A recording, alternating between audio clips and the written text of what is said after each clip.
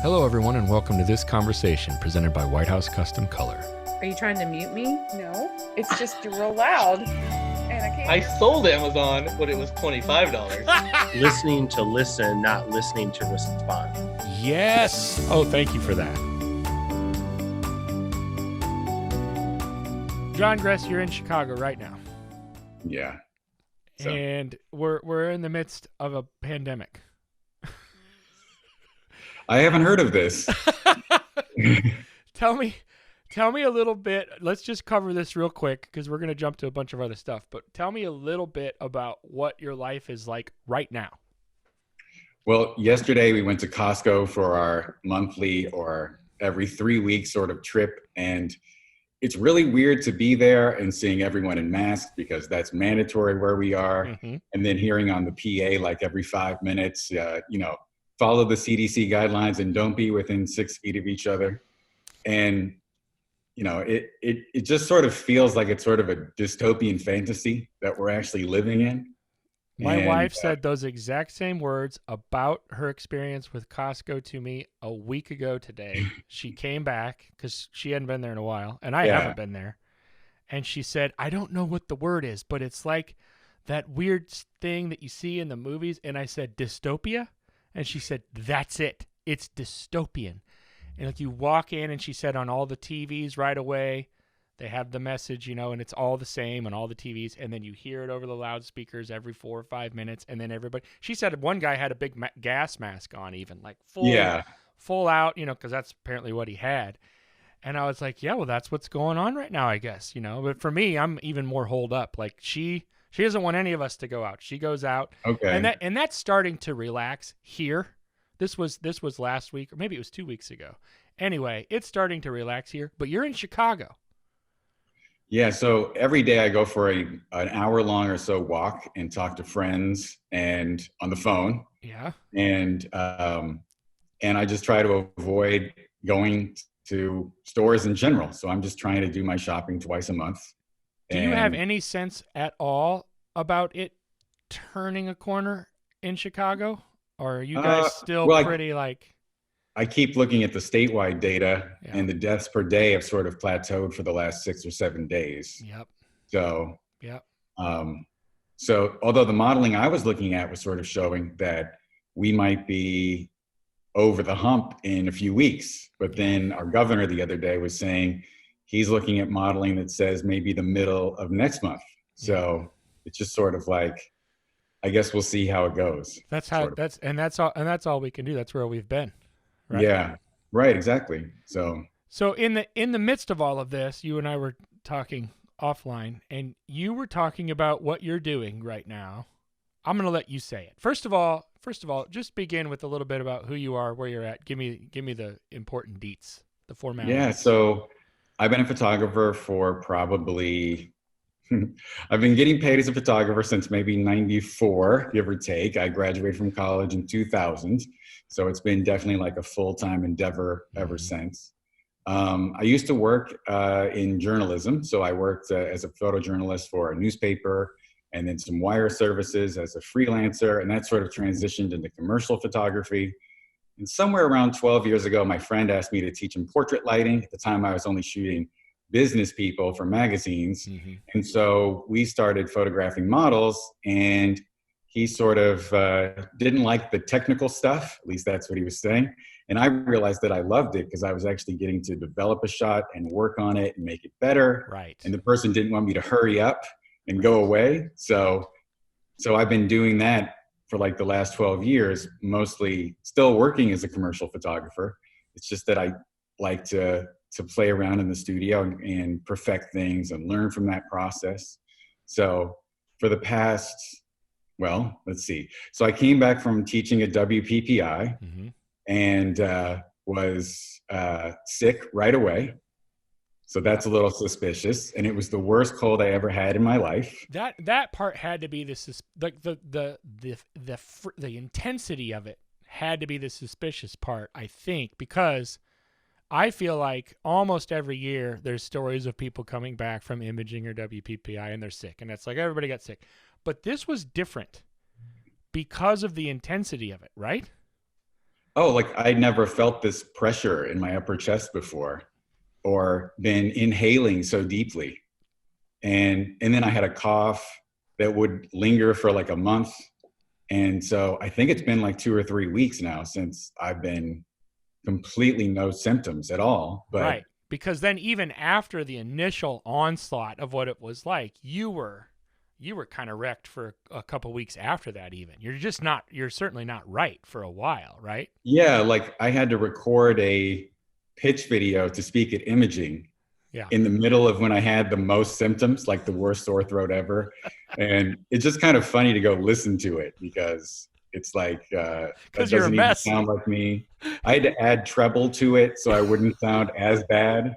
So yeah. So I've sort of been avoiding all social contact since the beginning of March. Right. So, you started early.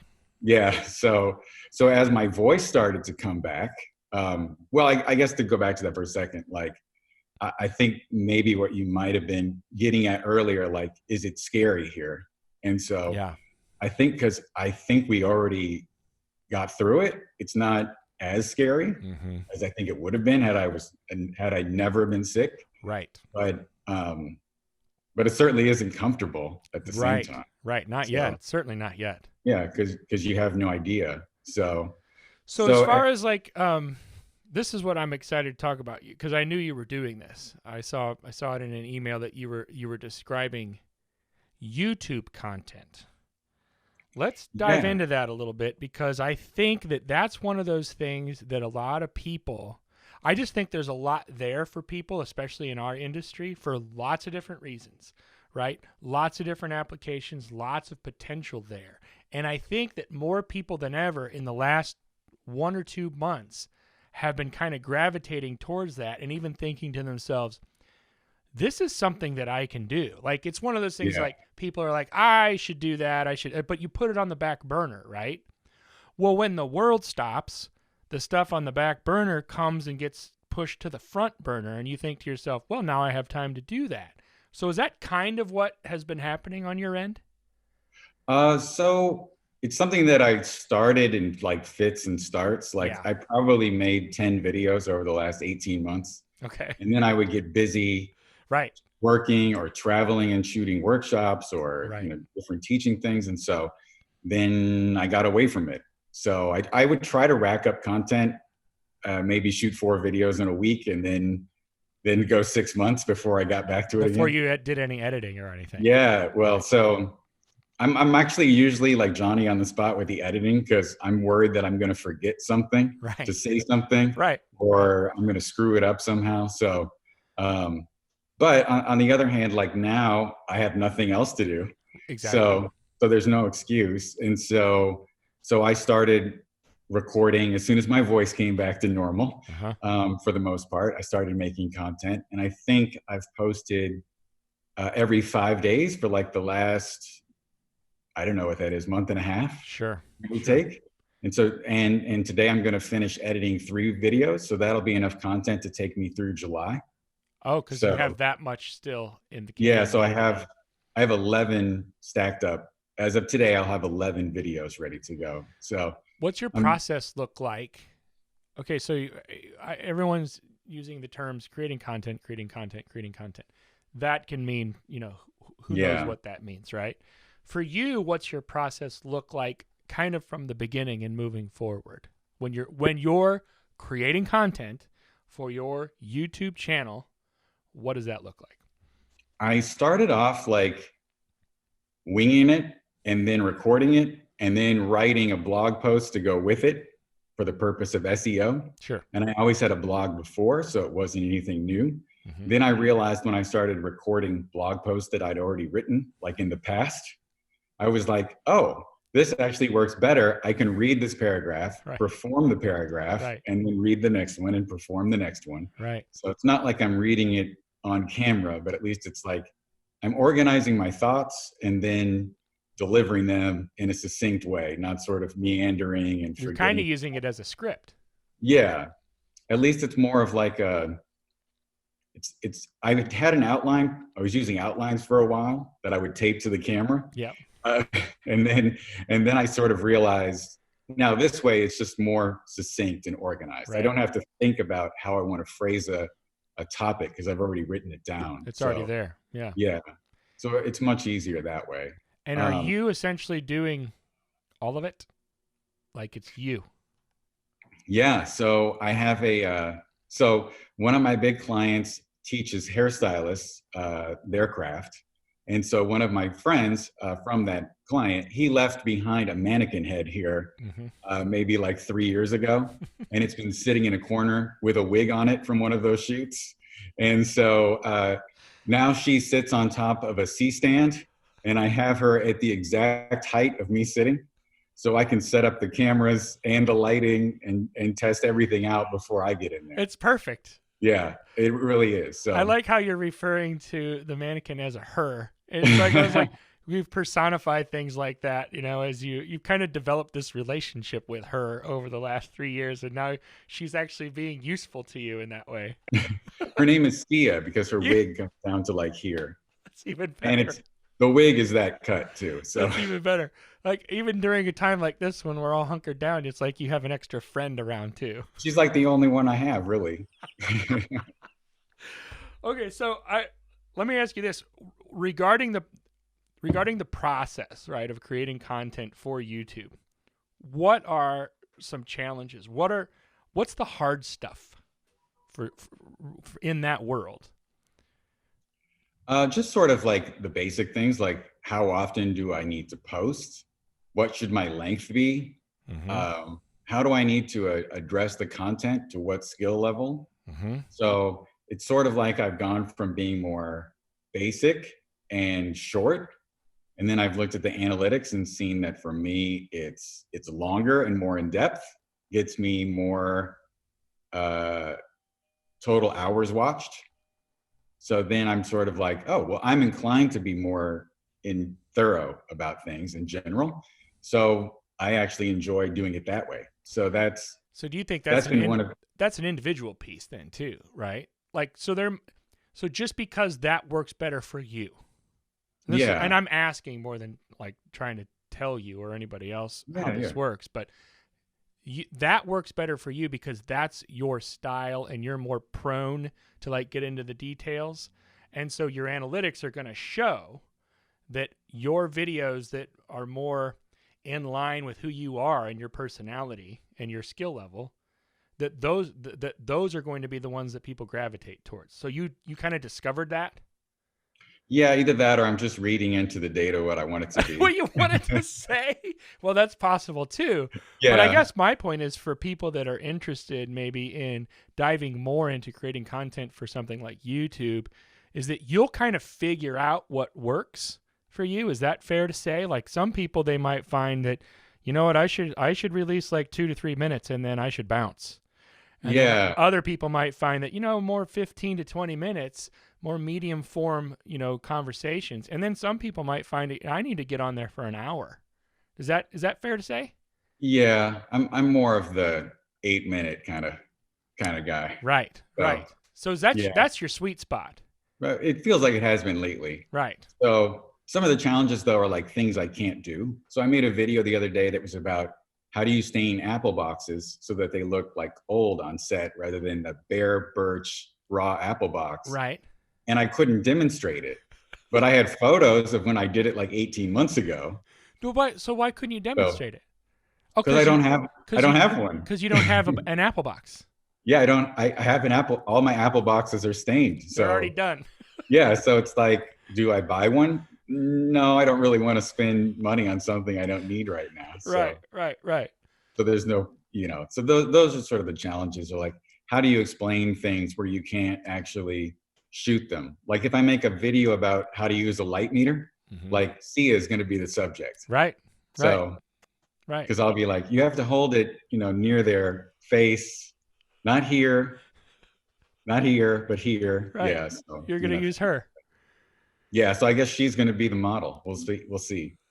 What is what in your experience or on your end, what is your hope? Like, what is your goal or what is your motive behind diving into the YouTube scene? Yeah. So I've really enjoyed over the last year and a half traveling everywhere and teaching people in person. It's like a lot of fun to meet new people and make friends everywhere. And then, of course, help people as well. Like it's just been great to see how people come to workshops and then Yes. I can see in their Instagram feed how their work sort of changes and evolves. Right. And that's really satisfying to see. So I haven't been able to have that outlet for the last 2 months, and I probably won't have that outlet maybe for a while. Mm-hmm.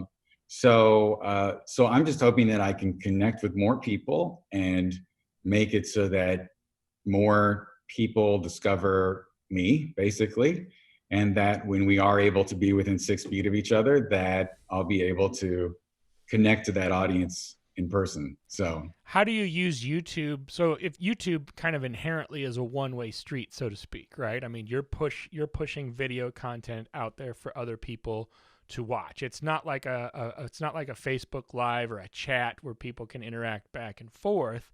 What are you doing to facilitate the interactivity on the back end? Like, is it just, are you diving into the comment section on a regular basis and constantly checking your engagement there so that you can stay on top of that? Do you have links where people then can go to a website or somewhere else where they can reach you there? How do you handle that? Well, just like with Instagram, I respond to every comment for the most part. You're on top of it. Yeah, I haven't done it in about 3 days for YouTube, give or take, but it's not like a lot of people are following me there yet. So right. So there won't be many. Right. But yeah, so I always try to reply to everything and answer any question for the most part. Sometimes the questions are just sort of off the wall. And well, you get people out there fishing too, right? Yeah. So it's like, you're not really, yeah. So, but for the most part, I respond to everything.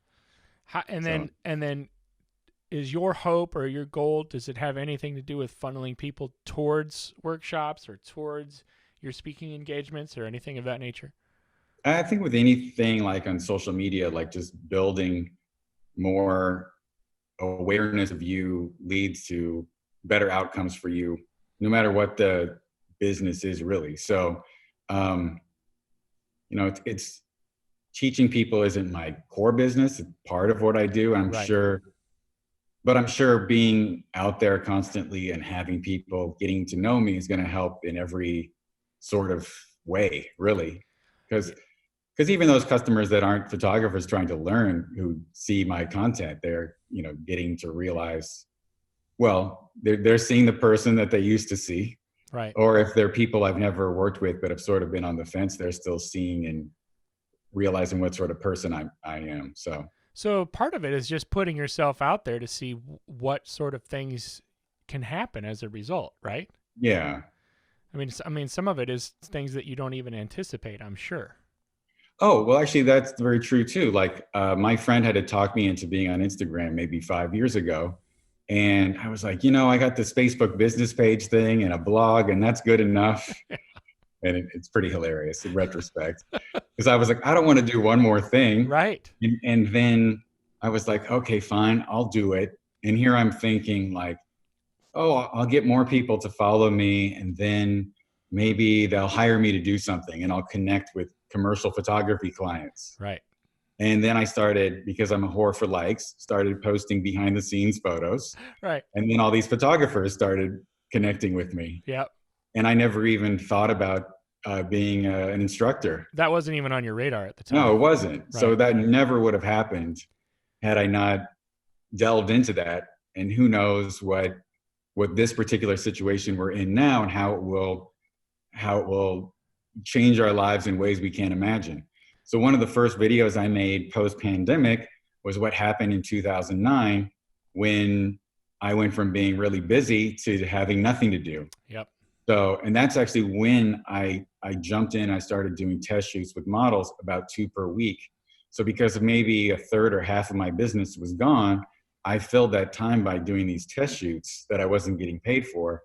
And I just kept learning every single time and getting better and growing from that experience, because just like pro athletes, they don't get better unless they practice. We kind of have to do the same thing. Right. And I guess it's all sort of connected. Like had that recession not happened, I wouldn't have started shooting the models. Right. Then I wouldn't have got onto Instagram. I wouldn't have grown on Instagram. I wouldn't have ended up teaching at conventions. And so it just sort of is all like continuum. So like in that video that I made a few weeks ago, essentially I was saying like, now's your chance to do all that stuff that you haven't done or you didn't want to do, and kind of like get everything together and in place so that when business starts up again, you're ready to go. So I guess when I feel like I've stacked up enough YouTube content, I'll redo my website. I did want to get licensed as a drone pilot because I keep intending to do that, but not doing it. Right. Although I haven't done anything towards that. I've just sort of assumed that like the testing center won't be open. Right. Well, that might be a safe assumption, or at least up until now. Virus be damned. What are you most excited about for the rest of this year? You know, all things considered, like what we've been discussing in particular. What are you looking forward to over the next 6 to 9 months? I would love to have a small gathering with 5 friends and watch a movie. It is the little things. It's just the little tiny things. Like I'm thinking, I can't wait to hug my mom again. Okay, that's funny. Yeah, because my mom lives 2,000 miles away, so yeah, I had to convince her to stop going to work about a month ago because she's 76 and still working a 40-hour-a-week job, and I was just like, I sent her a graph of mortality statistics by age group. Seriously. And I was just like, you can't be at work anymore. Right. He's just stop doing that. Well, I'm only here with Andy. I was like, well, who's Andy with? Right. And who are those people with? Right, exactly. So it's like, you need to, Oh, man. I love that answer. I'm also looking forward to that. From a business standpoint, though, throw the ball in that court for a second. I really just have no idea because, in 2009, a third to a half went away. Yeah. And I've seen the forecast for unemployment numbers, and it's like worse than 2009 for 2 quarters. Yeah. And then better than 2009, at least the numbers I was looking at a few weeks ago. Sure. So I'm just sort of like sitting here glad that I didn't spend every dollar that I made for the last few years. Yep.